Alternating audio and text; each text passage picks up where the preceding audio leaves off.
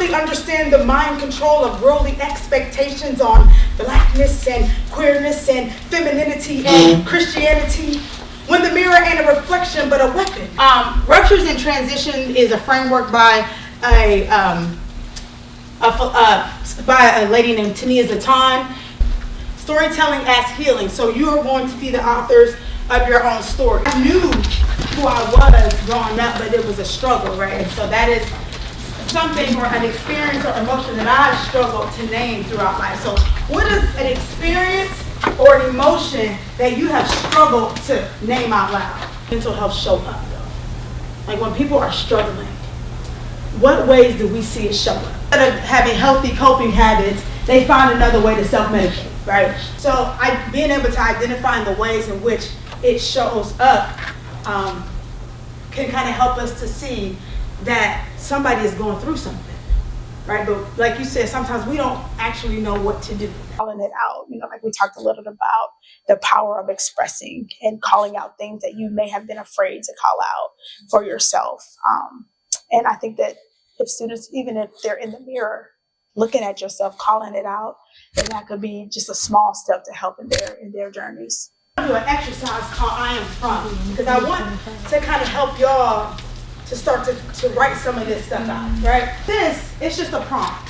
Just kind of help us to identify where we're from and how we're from, and the things that have happened, our experiences actually make us who we are. It goes into how we show up in the world, right? It said something about smelling like outside. And I heard that, but it was dope because how many know what outside smell like? Like I know what outside smell like. You know what I mean? That's such a it gave me such imagery. It took me back. Like I was like, I love that. I love that. Yes. What I heard from my table is just people taking control of who they are. I am from the one who scared me and the one who babied me. Self-expression is a crucial part of the mental health journey because I think, like we talked about, there's power in storytelling. There's power in being authentically yourself, because it's really difficult to journey this life and try to be somebody else. This is a 911. Silence prevents education and knowledge, so I speak. This is a 911. Silence prevents education and knowledge, so I speak. I speak for those who died for a cause.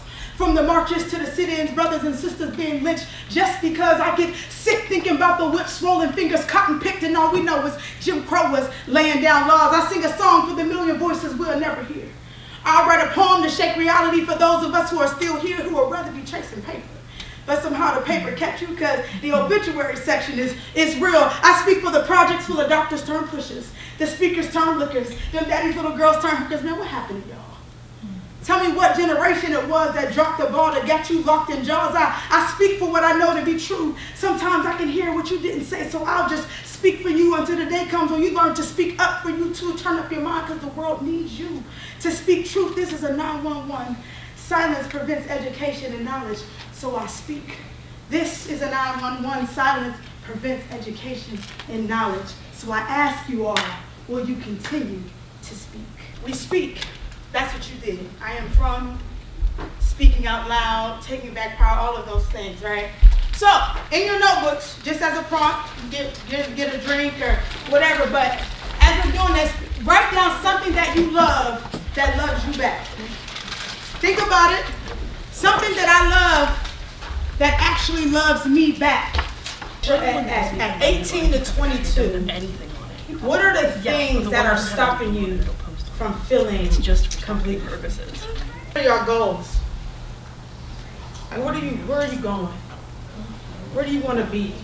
What does success look like? You thought about it?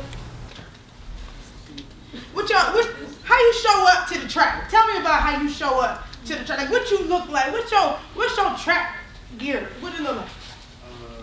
An ugly tracksuit that they gave us. Jersey, but it's been worn for like 30 years. And my spikes. How the shorts look? Like really high. Real short, like right up here. It was like I didn't even wear the shorts. I don't know. Had to. Yeah. My shorts was around here. What about the top? It was like super, like He was bad. Real thin. Or super big. Why do you think they give you such light things to wear when you're running a race when you got a goal in mind? Why do you think they do that?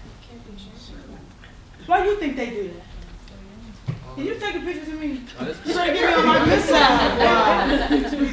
That's track. That's the outfit. That's the outfit. Why did you wear that? Tell me why you wore that. Because it was light. Because it was light. That's good. Why? Why do it matter if it's light? Tell me why. You can get as fast as possible. You're trying to move as fast as possible. You gotta go. Why do you think I'm not gonna win the race? Carrying too much. Come on. I got too much on. This is how y'all showing up to class. Not all of y'all, but some of us. This is how we showing up in the world. We carrying too much. What do we need to let go of? So we're gonna do something symbolic. Key takeaway, I left it on my last slide, is that liberation is their birthright. And so we have a right to be free in all things. I am an advocate, a megaphone for the unheard, a mirror for all the things that they tried to break. I am a feminist, spitting fire at patriarchy, too fierce to fold, too free to fake small. I am strong and I'm still strong. Like I am the wound and the warrior. I am a success story penned by my ancestors, edited by my struggle, but never, ever, ever erased. I am loud enough to shake ceilings, but quiet enough to hear wisdom whisper. I am ready for war, but I fight with love like I am thunder, wrapped in peace. I am the soul of my great-grandmother. I am dancing in the echoes of her prayers. I am the beauty of my mother, proof that a woman's love is the purest form of grace. I am the impossible made possible. I am the miracle and the movement. I am the answer prayer to a third grader who asked God to make her a doctor. I am Dr. Joselyn Mitchell-Parker, and I am so honored to have been able to share space with you today. I want students to know that that we care for them, and that they are necessary and they are needed. And I know that sometimes young folks get a hard rap because a generation or two before don't quite understand the way in which y'all show up. And I want y'all to know that that's okay. However you show up is how you show up. And, we should applaud you because there's a generation coming after you that needs you.